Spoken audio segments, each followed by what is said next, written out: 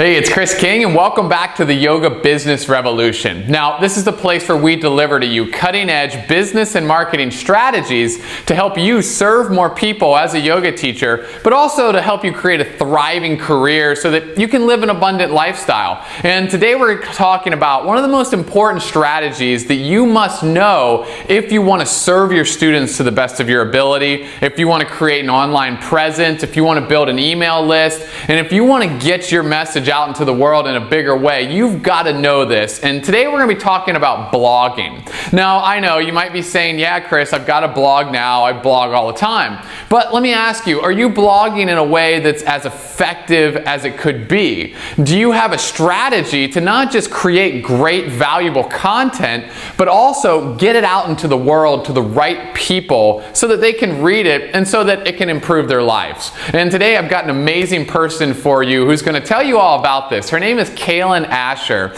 and she's one of my best friends in this industry, period. I mean, she's so amazing. We work together on a lot of projects, and she promotes a lot of my stuff, and she really believes in this idea of community and helping each other out, and she knows content better than anyone in the yoga industry, in my opinion. She gets all of her articles published on huge blogs like Mind, Body, Green and Elephant Journal. She interviews amazing people like Gary Vaynerchuk. I mean, she really knows how to reach out there, create amazing content, and get it published in the world. And I'm so excited to share this interview with you. We're going to dive in right now. And in just 15 minutes or so, Cailen is going to show you the most important strategies and ideas that you need to know to get started blogging. And if you're blogging now, to make sure you're doing it as effectively as possible. Okay, let's go ahead. Let's jump in. I'll see you there.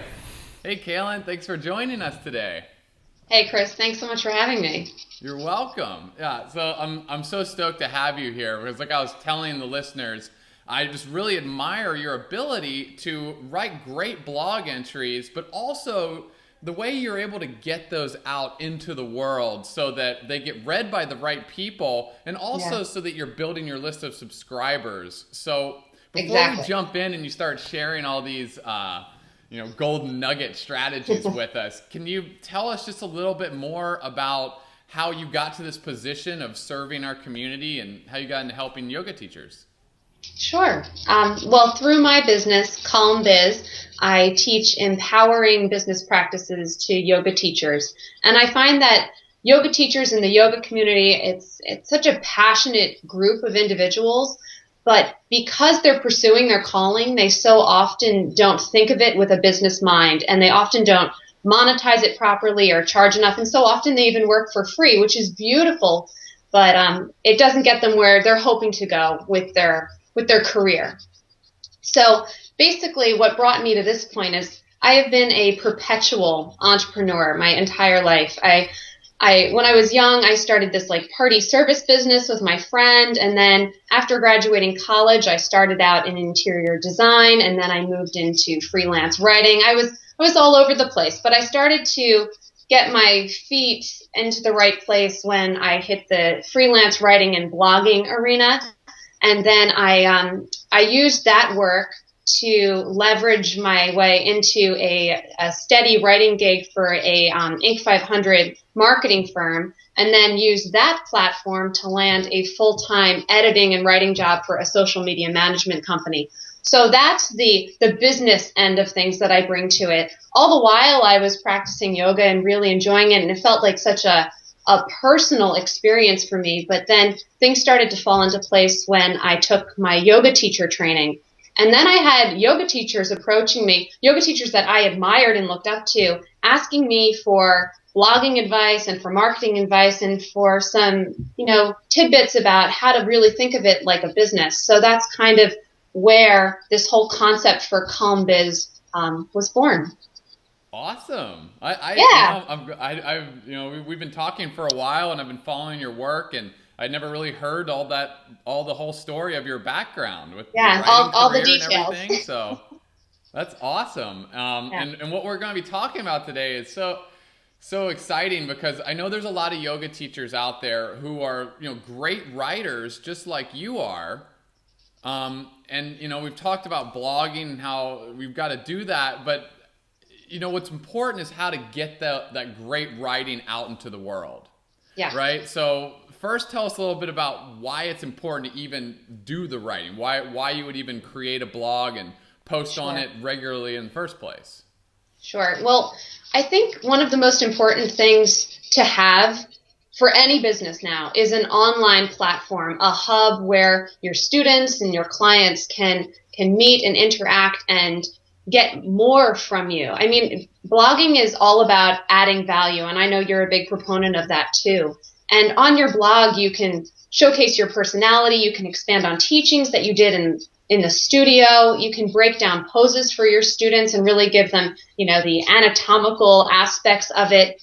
Of course, people love pictures. You can post pictures. And if you're not into writing, you can always think about doing videos or even podcasts on your blog. So it basically gives your students a place to hang out with you outside of the studio. And so often, you're your students' one doorway into yoga. They maybe come to your class once a week.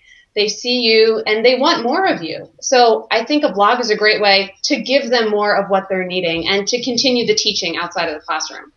Wow. Yeah, you totally nailed it there. You're right. I mean, I'm saying that all the time. You've only got, 90 minutes to change people's lives. And while that's a great start, what are they doing the rest of the time? Everyone's on the internet.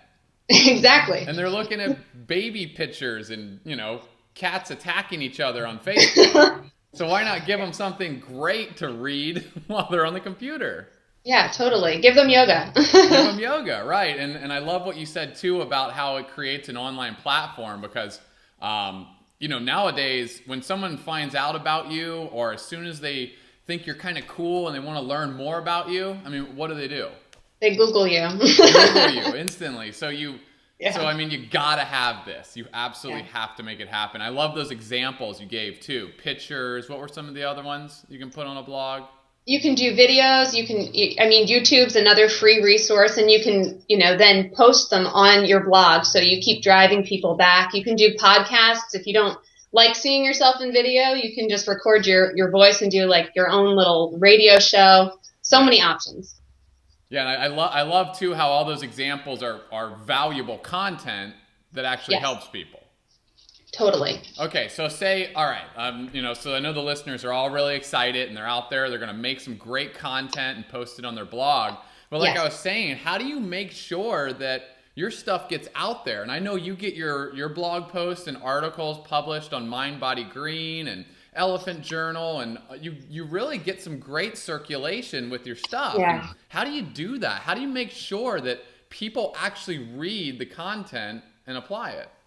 Yeah, well, it's all about leveraging your content. And this was something I was really reluctant to do in the beginning because I felt like I'd be disappointing people or bombarding them with information if I posted the same content that I wrote on my blog and put a link on my Facebook page or sent it out to my email list. I felt like I had to constantly generate new stuff. But then I forget where I heard it. Someone, I think it was in a book somewhere, I was reading it, and they're like, people aren't following you as closely as you follow you. So it's okay to show up in more than one place with the same information. It just increases your chances of that good information being read by the right people who need the information.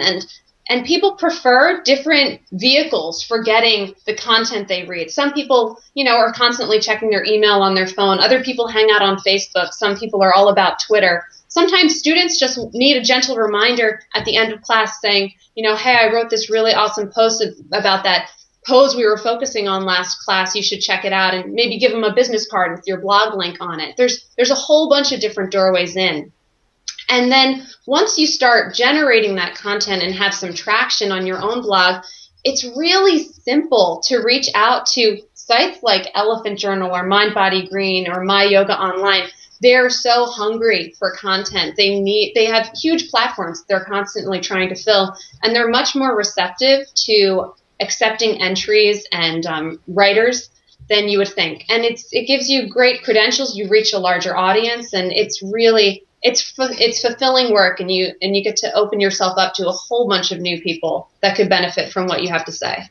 Right. I know that. Isn't that the key, that you can open yourself up to people that can benefit?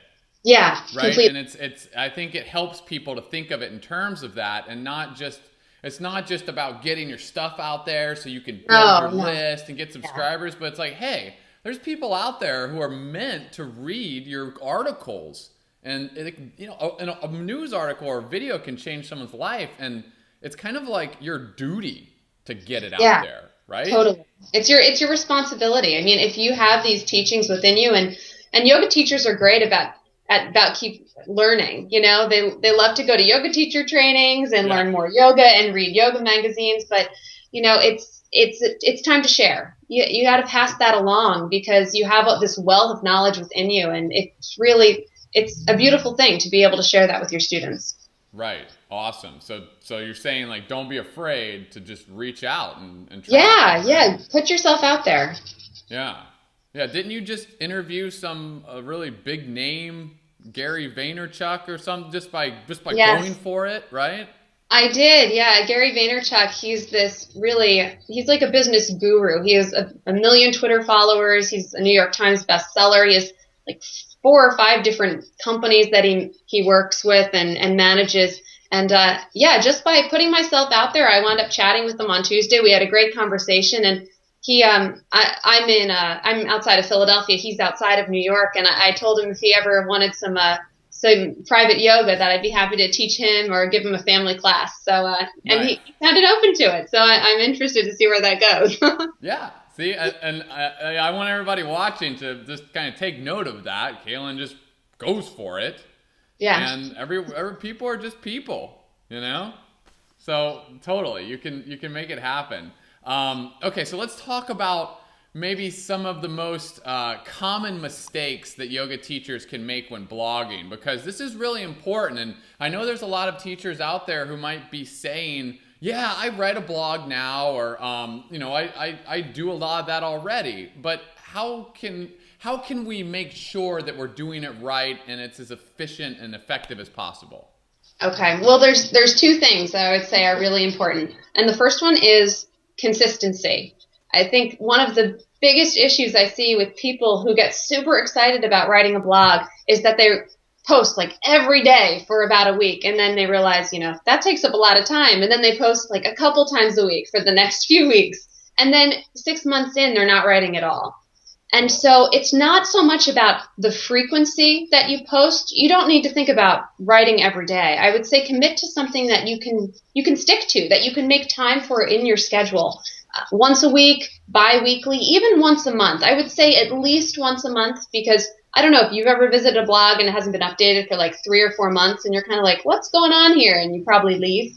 Yeah, it's like, check out my workshop from 2011, Yeah, exactly. It's especially now that we're into the new year, if you haven't updated since 2012, people are going to wonder what's going on. And if you're even still in business and still offering the services that you're, listed on your website. So commit to something that you can really stick to. Put it on the calendar, like physically block out time, like Tuesday afternoons, I'm going to sit down and write.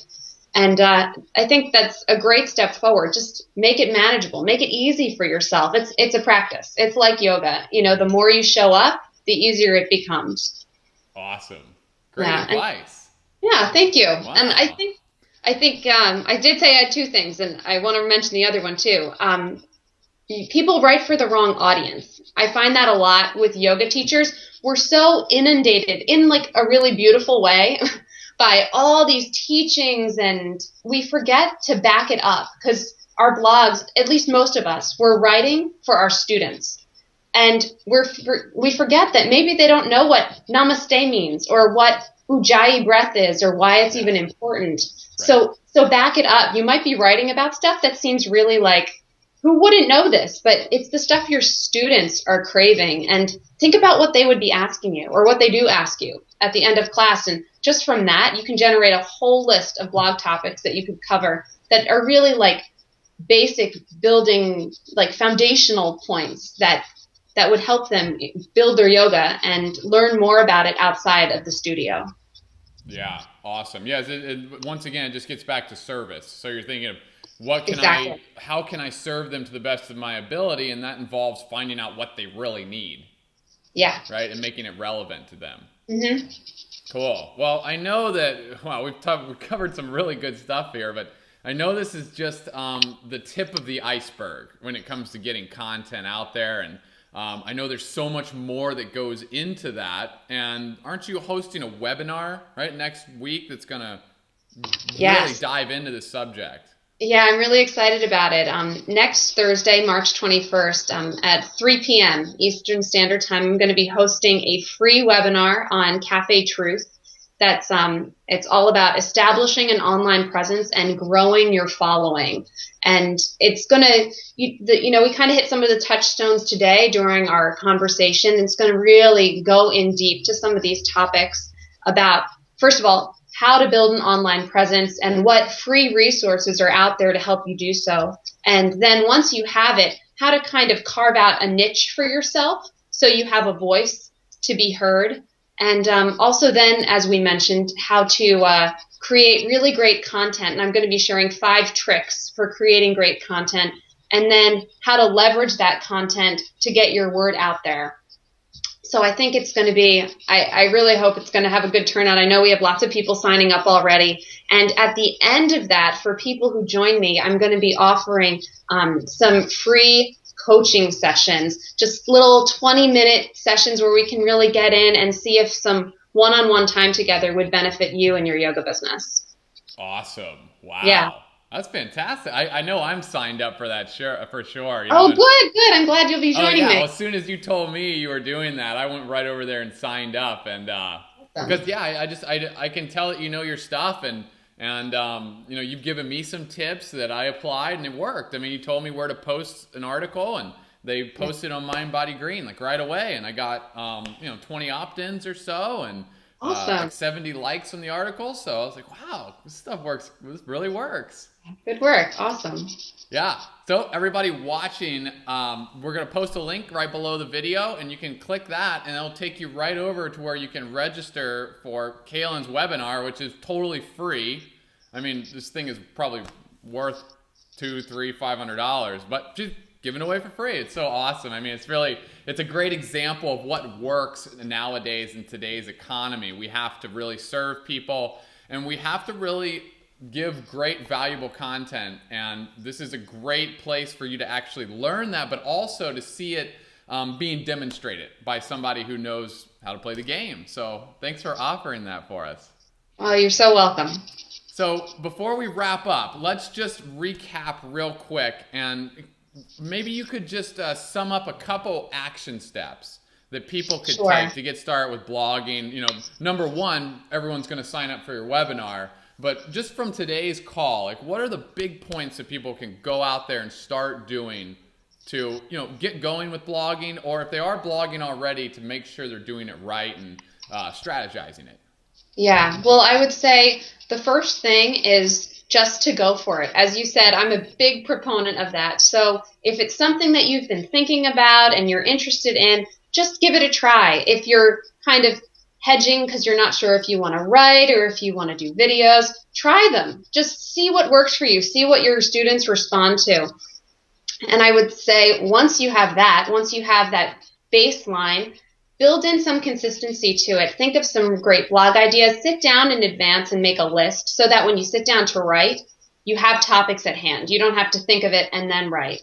So think about what your students would be asking you, and always, always, always think about how to add value. You are their doorway into yoga. Give them more yoga. Think about the things they want to know and offer it to them. Great. Thank you. Yeah. I love action steps. Yes. And here's another action step. So everybody's watching, register for the webinar and post a comment right below this video and tell Cailen and I what you thought about this, and share with us your ideas of what you would like to put on your blog, because that will help you take action and hold yourself accountable. But you'll also be able to share some great strategies that somebody else might see and go, oh, that's a great idea. I could do that too. Because we all got to work together. There's only so much we can do on our own, and we've got to come together as a community to help serve more people and grow the yoga movement. So thanks for watching. This has been tons of fun. Leave your comments below, and we'll see you on the webinar. What was the date again? The 21st, next Thursday. Wow, day before my birthday. Can't wait. Oh, awesome. Okay, bye everybody. Bye. Thanks, Cailen.